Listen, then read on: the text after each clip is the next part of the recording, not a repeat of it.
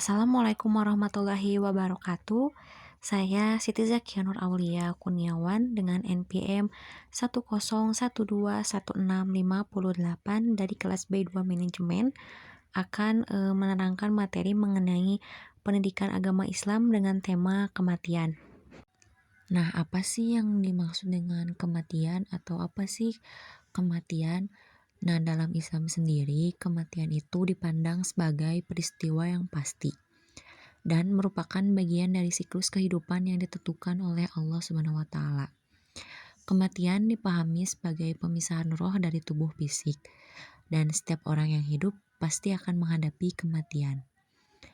Dan keyakinan akan kematian merupakan salah satu dari 6 rukun iman dalam Islam.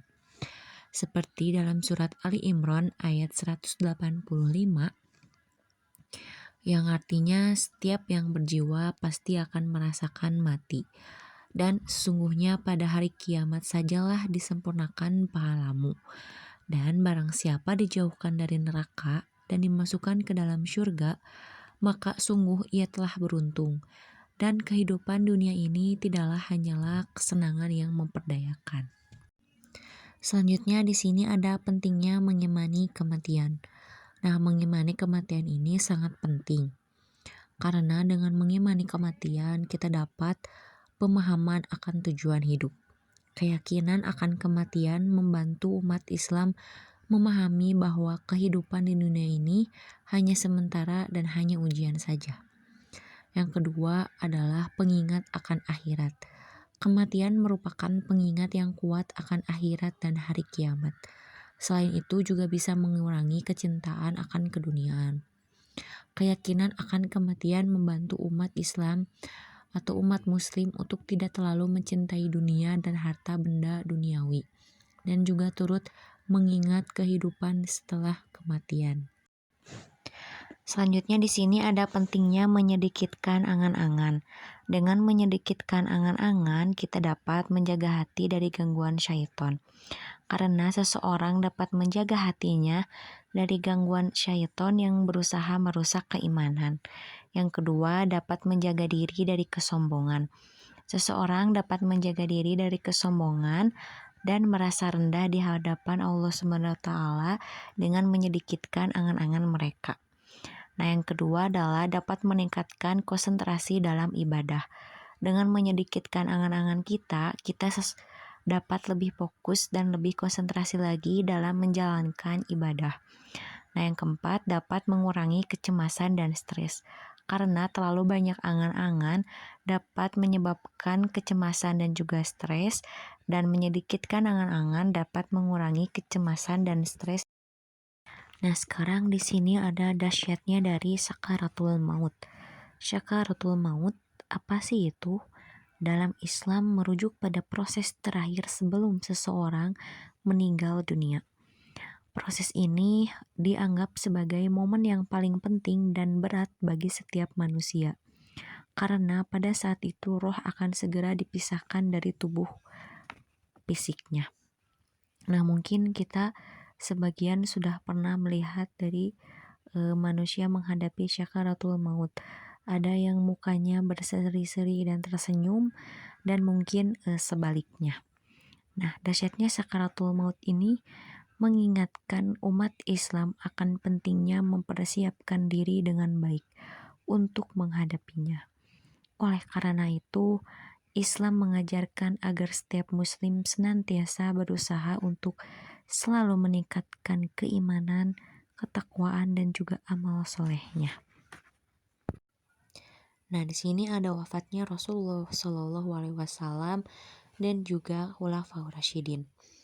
Nabi Muhammad Shallallahu Alaihi Wasallam adalah nabi dan rasul terakhir dalam Islam. Beliau diyakini menerima wahyu dari Allah Subhanahu wa taala berupa kitab suci Al-Qur'an untuk menyampaikan ajaran tauhid dan kelanjutan dari ajaran para nabi sebelumnya.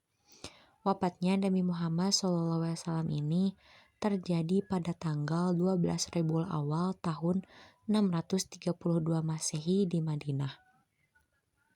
Beliau wafat dalam usia 63 tahun. Nah, sebelum beliau wafat, beliau masih memberikan khutbah terakhirnya di depan para sahabat di Masjid Nabawi. Wafatnya Rasul ini memberikan keterpurukan besar bagi umat Islam. Namun, ajarannya masih tetap menjadi teladan sampai saat ini. Setelah wafatnya Nabi Muhammad SAW ini, terjadi kekacauan di dalam umat Islam dan akhirnya ada Khulafaur Rasyidin. Khulafaur Rasyidin ini adalah 4 khalifah pertama dalam Islam yang memimpin umat Islam setelah wafatnya Nabi Muhammad SAW. Mereka adalah Abu Bakar As-Siddiq, Umar bin Khattab, Utsman bin Affan, dan juga ada Ali bin Abi Thalib. Nah, selanjutnya di sini ada wafatnya Khulafaur Rasyidin. Yang pertama adalah wafatnya Abu Bakar As-Siddiq. Wafatnya Abu Bakar As-Siddiq ini karena beliau mengalami sakit hingga akhirnya wafat pada tanggal 23 Agustus 634 Masehi.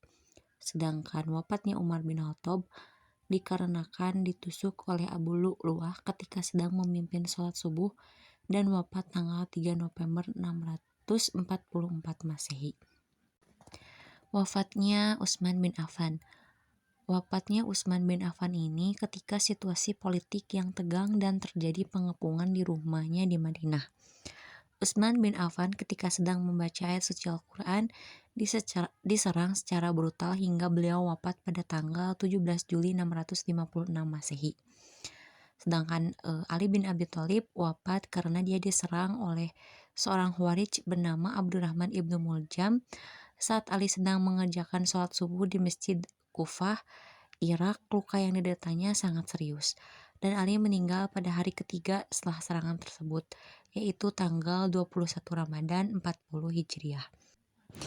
Nah, dari cerita wafatnya Nabi Muhammad SAW hingga para sahabat Khulafaur Rasyidin, kita diberi banyak pelajaran yang berarti di mana sebelum ajal menjemput kita harus selalu mempersiapkannya agar saat kematian itu tiba, kita dalam keadaan sedang berbuat kebaikan dan juga amal soleh. Nah, sekian dari saya. Mohon maaf apabila terdapat banyak kekurangan dari segi isi materi maupun penyampaiannya. Assalamualaikum warahmatullahi wabarakatuh.